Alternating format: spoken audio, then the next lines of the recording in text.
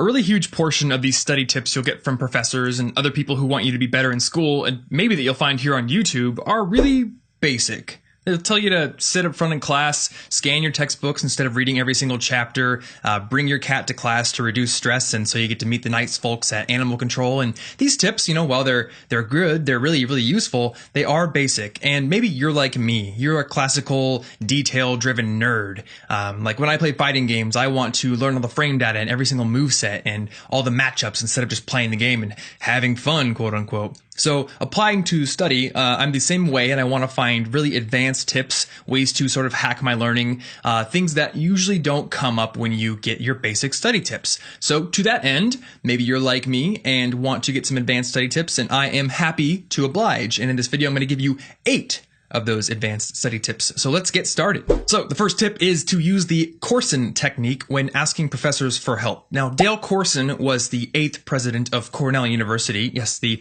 same Cornell University that spawned the famous Cornell note-taking system.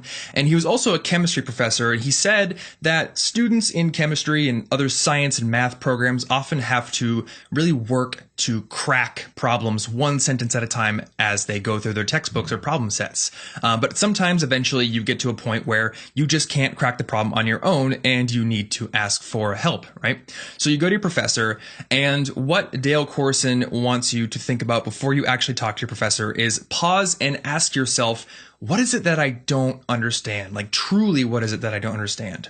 And what he wants you to get away from is this thing that a lot of students do where they go to their professor and with a general wave of the hand, as he says, they say, I don't understand what I'm looking at. Like, this is just confusing to me. I don't get it. And what he wants you to do is avoid that. Rather, pick apart the problem one sentence at a time and figure out the exact point at which you don't get what's going on. So right here, I understand this. This process makes sense to me, but here is where I'm getting a little shaky and I just don't get this. After that, I'm cool.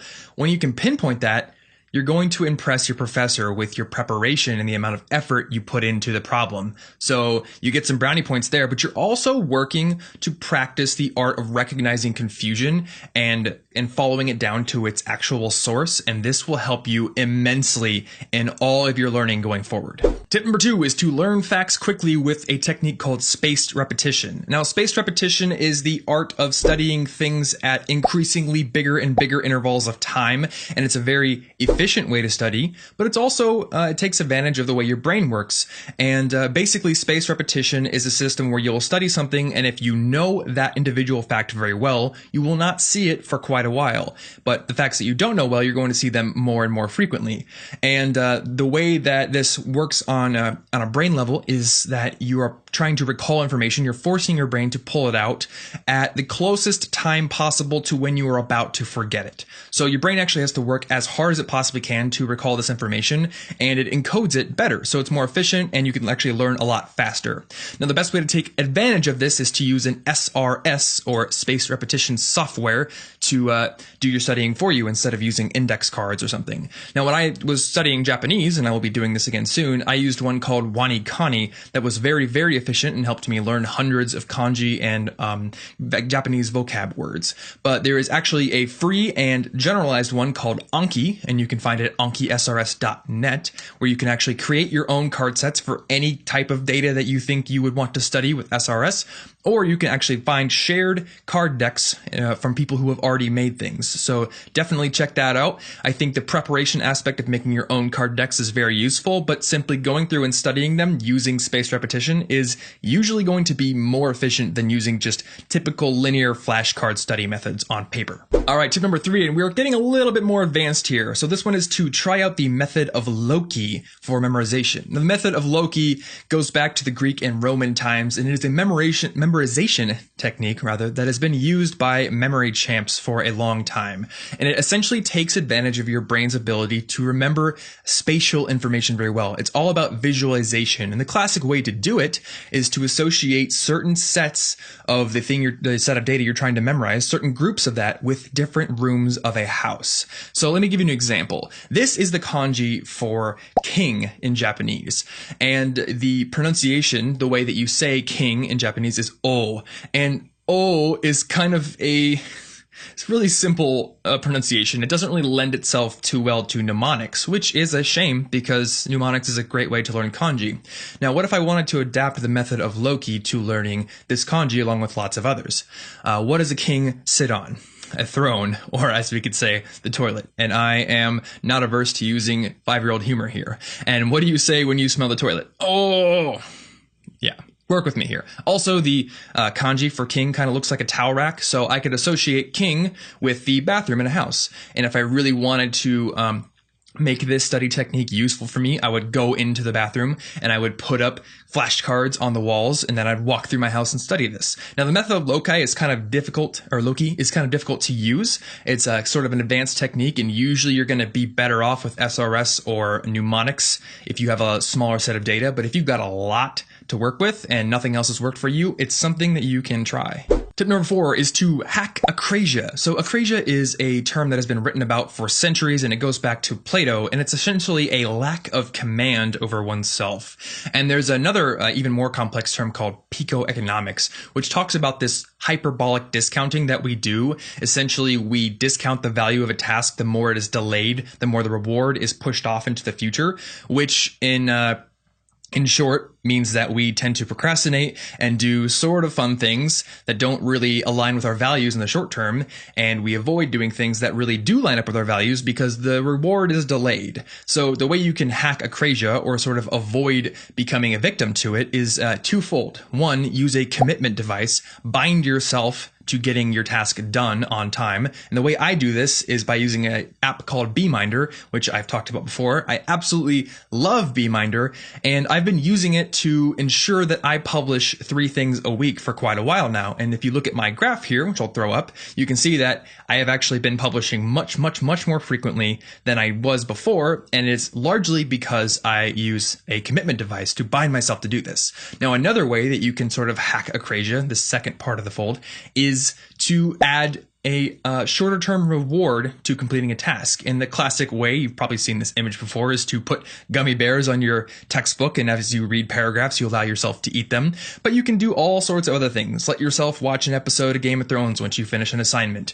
Or maybe use a tool like Habit RPG and give yourself some experience and gold when you finish the study problem set or something.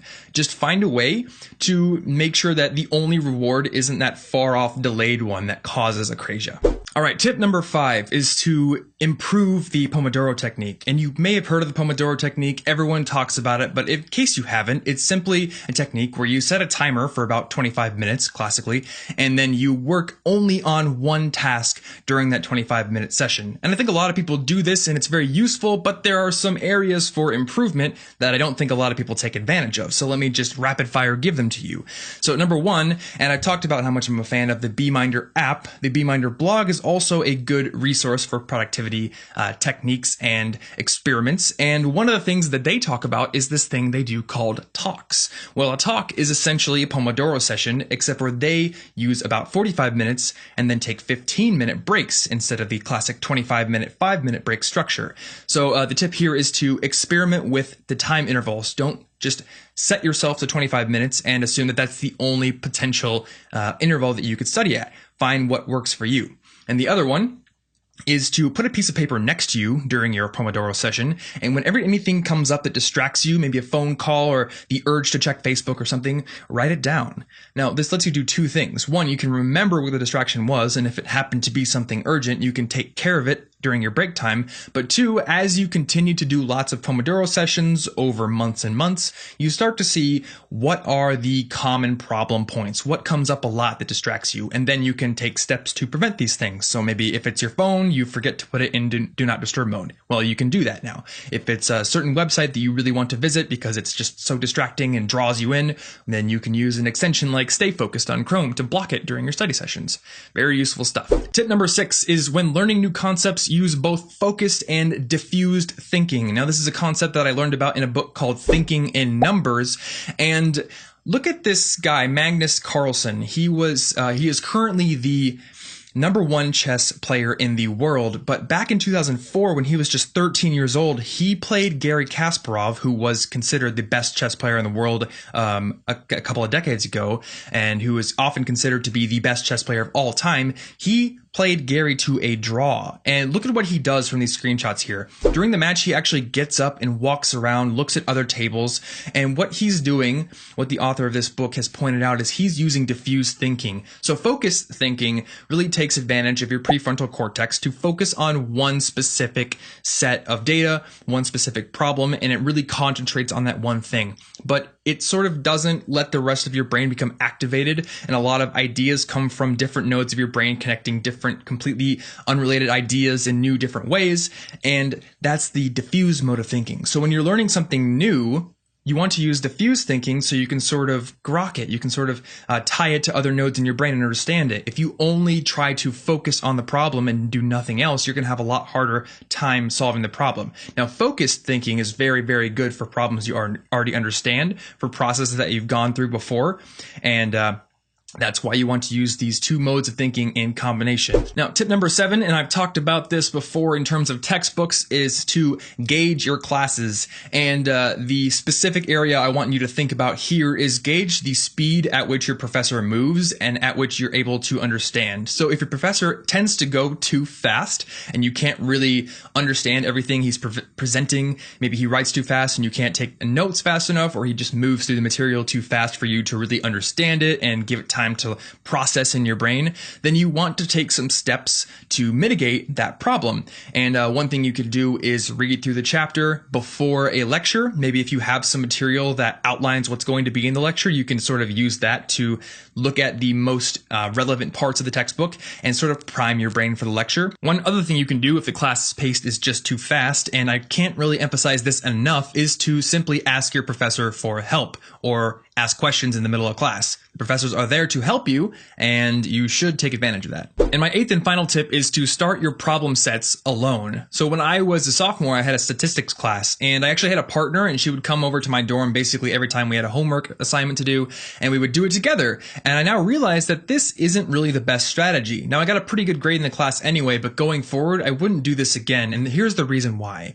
When you do a problem set with a partner, you're kind of robbing yourself the opportunity to really pinpoint gaps in your understanding, because two people going at the same problem at the same time, if one person is able to do the entire thing, then the other person can sort of kind of get where the first person's coming from. So if you don't really understand a problem, or maybe there's one tiny little section that you wouldn't have gotten, but your partner does, you're going to latch onto their answer. You're going to say, yeah, I sort of get that, and you're going to move on. But if you do it alone, then you're going to be able to pinpoint those areas of confusion and shore them up before you get into a group and finish the assignment. So start them alone. So those are my 8 advanced study tips, and I know this video is a bit longer than normal, but if you've got any questions about these and want to learn more about any specific ones, then be sure to leave a comment below and let me know. Otherwise, I will see you in the next video. Hey guys, thanks so much for watching my video on advanced study tips. Now, if you want to get more study tips every single week and other tips on being an awesome college student, then hit that big red subscribe button right there and you'll get those videos every single Thursday. Also, if you want to find the companion blog post where I link to any resources for research I did or other things I mentioned in the video, you can click the orange button right there to find that. If you missed my last video, there's a clip of it playing right there. And also, if you want to get better grades, I wrote a 100+ page book called 10 Steps to Earning Awesome Grades While Studying Less, and I want to give it to you for free. So if you want to get that book, just click the picture of the book right there. Lastly, if you want to connect with me or ask questions or submit new ideas for new videos, you can either follow me on Twitter at TomFrankly or simply leave a comment in the video below here, and I will respond to you no matter what.